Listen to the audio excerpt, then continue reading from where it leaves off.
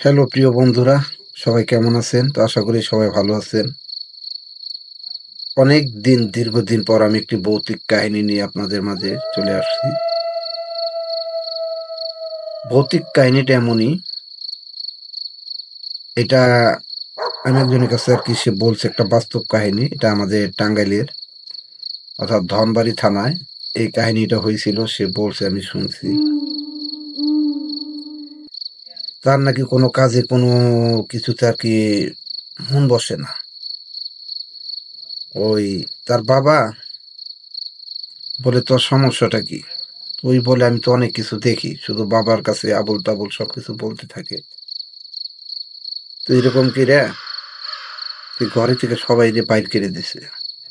"তোমরা বাইরে যাও, আমি কথা বলবো।" কয়, "তুই কার সাথে কথা বলবি?" কয়, "হ্যাঁ, আমার লোক আছে, তুমি চইলা যাও।"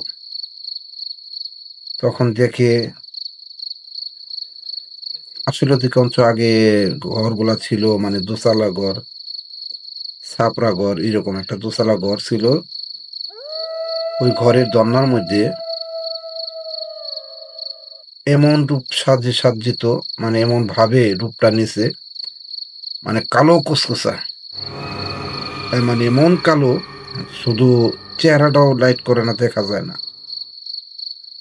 সে কথা বলতেছে তার সাথে, বলতেছে, "এখানে কিসের জন্য আসছো?"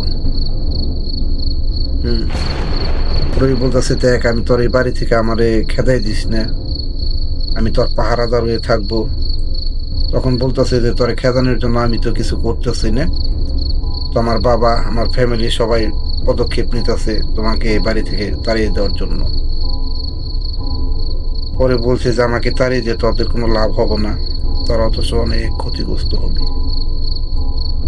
এমনটা অবস্থায় হঠাৎ করে ওর বাবা আবার পিছ থেকে শুনতেছে যে কার সাথে কথা বলে। মানে চটপট করে ঘরে ঢুকে চলে আসছে। আর সেদিকেও ধাও, সে আর নাই, চলে গেছে। কয়, "তুই কার সাথে কথা বললি?" তখন ওই ছেলেটা বাবাকে বলতে লাগলো যে, "বাবা, আমি যার সাথে কথা বলি ও আমারে সবসময় ডিস্টার্ব করতেছে। এবং কি বলতেছে যে যদি ঘর বন্ধ করো, বাড়ি বন্ধ করো, আমার যদি আসার সমস্যা হয়, তোদের ভালো হবে না।" অনেক কিছু বলতেছে। তখন বাবা বলতেছে, "তুই আমাকে দেখাইতে পারবি?" কয়, "তোমার সামনে ওই রূপ নিয়ে আসবে কিনা আমি তো জানি না।" তখন কয়, "ঠিক আছে, তুই আসলে বলবি।" পরে বাবাই করছে কি এমন, মানে ঘরের পিছনে যাইয়া দরজার সামনে, মানে পিছনে পলাই রয়েছে, একটুকা টেরা আছে আর কি, টিনের মধ্যে ছিদ্র আছে, সেখান দিয়ে তাকাই রয়েছে। দেখেছে আসলে এমন একটা রূপ নিয়ে আসছে। ওই ঠিকই দেখছে যে ও পিছনে দাঁড়ায় রয়েছে। পরে ওই ছেলেকে বলতেছে, "তোর বাবা তো আমাকে সবকিছু দেখতেছে, যা হোক।" ওইখান থেকে বলতেছে যে, "তোরা যাই দেখতেছস, কিছু বলার দরকার নাই, কিন্তু আমি তোদের ক্ষতি করব না। তোদের বাড়ির পাহারাদার হয়ে আমি থাকবো, আমাকে কোনো কিছু ক্ষতি করিস না।" এরকম করে বাবাটা ওইখানে অজ্ঞান হয়ে পইড়া থাকে। পইড়া থাকে, তখন ছেলে মানে একটু চিৎকারের শব্দ পাইয়া ওই দরনায় যে বইসা ছিল ওই চইলা গেছে। ছেলেটাও ঘরের পিছনে যাই দেখে আসলে বাবাটা অনেক অসুস্থ হয়ে গেছে।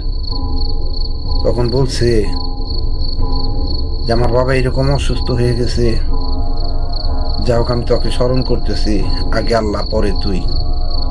তুই যদি আমার বাবাকে এই মুহূর্তে সুস্থ করে দিতে পারোস, তাহলে আমি তোর প্রতি আমার বিশ্বাসযোগ্য হবে, বিশ্বাস অর্জন হবে।" তখন এভাবে মনে থেকে ডাকতেছে, ও ঠিকই আসছে, চইলা আসছে। আর সে নিয়ে লোকটার উপরে হাত লাগাইছে, আবার সুস্থ। একদম সুস্থ হইয়া পরে বলল এই ঘটনা। তারপর থেকে নাকি আজও পর্যন্ত তাদের বাড়িটা বন্ধ করে নাই। তাদের বাড়ি পাহারাদার হয়ে এখনো আছে। তাদের কোনো ক্ষতি করে না। কাজে এইরকম যারা দেখবেন আসলে ক্ষতি করবেন না। যেকোনো জিনিস, আপনার সাপের মাথায় পাড়া দিলে সাপ আপনাকে অবশ্যই ফেনা ধরবে। আপনাকে ছোবল দেওয়ার চেষ্টা করবে। সাপ দেখতেছেন চলে যাইতেছেন, ওর মতো কিচ্ছু ক্ষতি করবে না আপনাদের। কাজে আসলে এরকম অনেক বাস্তব ঘটনা আছে।